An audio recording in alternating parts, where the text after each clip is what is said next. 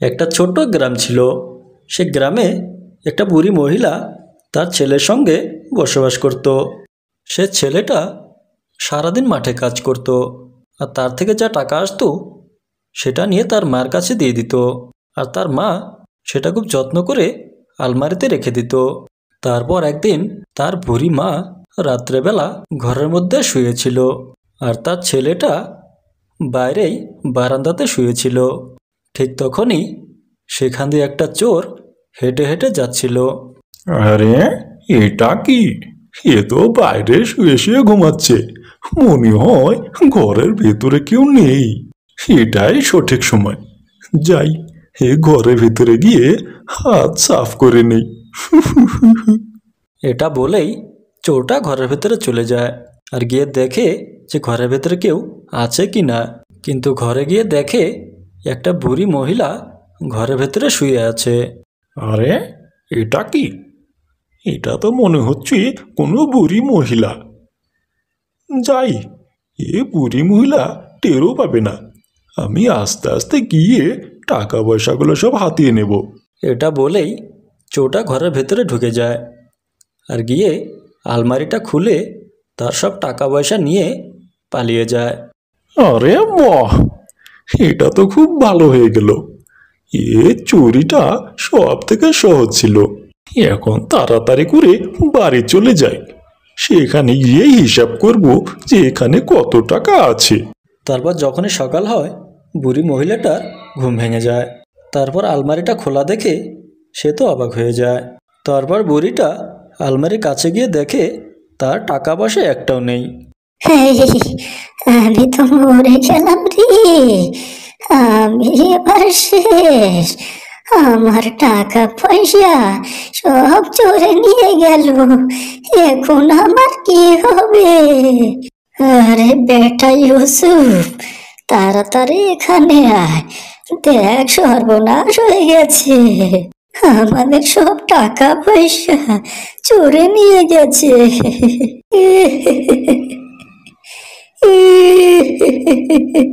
তারপর তার ছেলেটি ঘরের ভেতরে চলে যায়, আর গিয়ে দেখে তার টাকা পয়সা একটাও নেই। আরে মা, আমাদের টাকা পয়সা কে চুরি করেছে? আরে বেটা, আমি কিছু জানি না।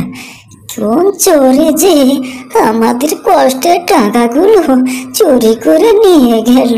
কোনো কথা নেই মা, তুমি বেশি চিন্তা করো না। এরপর থেকে আমি আরো অনেক বেশি কষ্ট করব।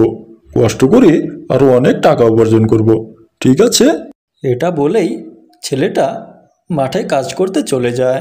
আরে, এটা কি করে হতে পারে যে এমনি এমনি একজন এসে আমাদের টাকা চুরি করে নিয়ে যাবে? আমি আকাশ পাতাল এক করে দেব। আমি চোরকে ধরেই ছাড়বো। এটা বলেই বুড়ি মহিলাটা ঘর থেকে বেরিয়ে যায়, আর গ্রামের প্রত্যেকটা মানুষকেই জিজ্ঞাসা করতে থাকে।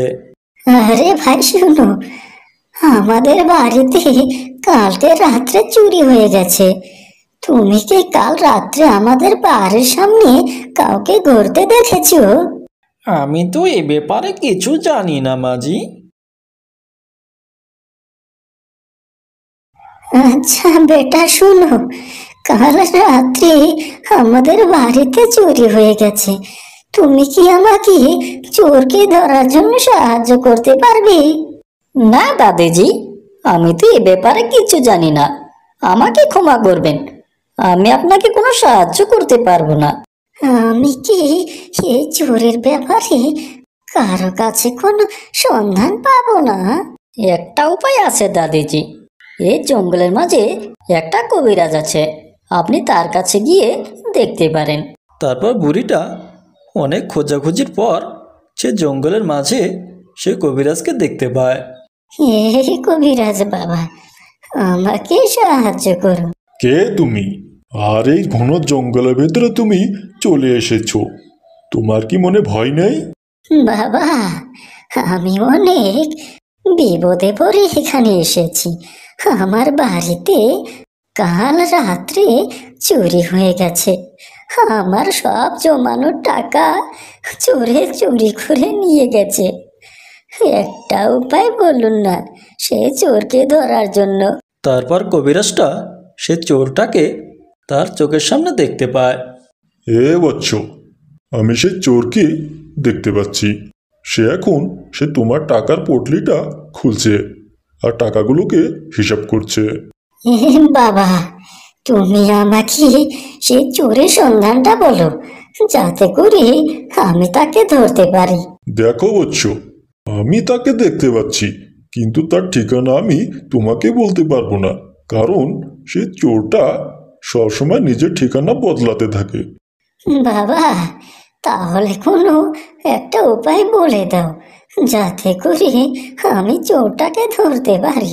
ঠিক আছে, তাহলে আমি তোমাকে তোমার অন্তর্দৃষ্টি দান করছি। তুমি যখনই রাত্রেবেলা ঘুমাবে আর চোরটার কথা মনে করবে, সেই চোরটা তোমার চোখের সামনে ভেসে উঠবে। আপনাকে অনেক অনেক ধন্যবাদ, আপনি ভালো থাকবেন। তারপর বুড়ি মহিলাটা অন্তর্দৃষ্টি পেয়ে সে বাড়িতে চলে যায়। আর ওদিকে সে চোরটা তার টাকাগুলো হিসাব করছিল। আরে বাহ বাহ, কাল রাত্রে চুরি করাটা তো একদমই সহজ ছিল। সে বুড়িটা তো কিছু টেরও পায়নি। 2-1 দিন পর আবার চুরি করতে যাব। এ বুড়ির ঘরে চুরি করাটা তো একদমই সহজ। তার 2 দিন পর সে চোরটা আবারও সে বাড়িতে চুরি করতে যায়। সে গিয়ে দেখে তার ছেলেটা বারান্দাতে শুয়ে আছে। আর ঘরের ভেতরে গিয়ে দেখে বুড়ি মহিলাটাও ঘুমে ক্লান্ত। আর সে তাড়াতাড়ি করে ঘরের ভেতরে চলে যায় আর গিয়ে আলমারিটা খুলে সে টাকা পয়সা খুঁজতে থাকে। কিন্তু সেই বুড়িটা সে অন্তর্দৃষ্টি দিয়ে সব কিছু দেখতে পারে। আরে বাবা, শোনো। চোরটা ঘাবড়ে যায়। আরে মরেছি রে, এ বুড়িটা আমার ব্যাপারে কি করে জানলো? আরে বেটা, তুমি এখনো ঘুমাওনি? তুমি একটা কাজ করো, আমার একটা কাজ করে দাও তো বাপু। আমি 3 দিন থেকে একটা স্বপ্ন দেখেই চলেছি।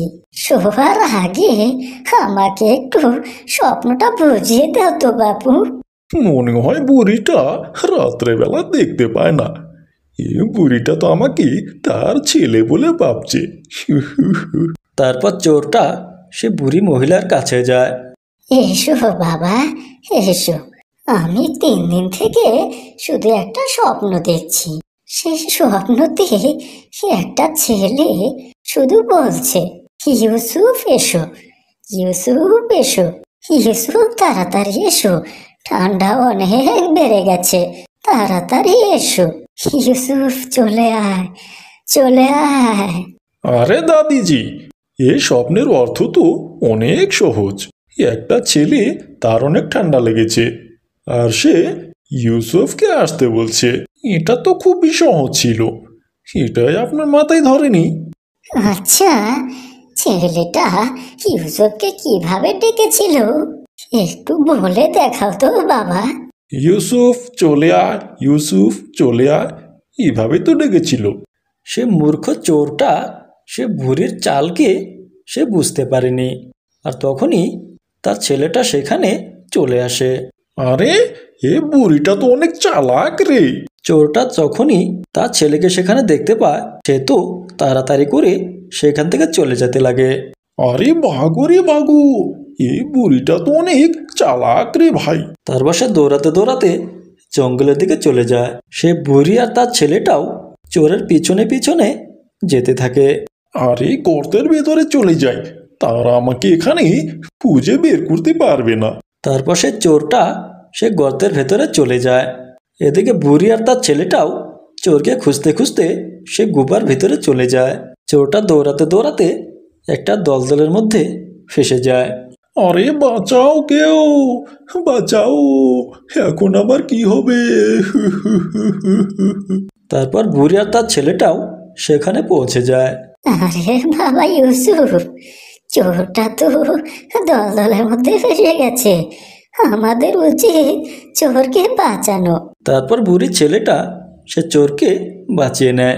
তারপর চোরটা তার ভুল বুঝতে পেরে বুড়ির টাকাগুলো সব তাকে ফেরত দিয়ে দেয় আর তার কাছ থেকে ক্ষমা চেয়ে নেয়। বুড়িমা, আমাকে ক্ষমা করে দেবেন। আমি আর জীবনেও কারো ঘরে চুরি করব না। তারপর তারা সেখান থেকে যার যার বাড়ি চলে যায়।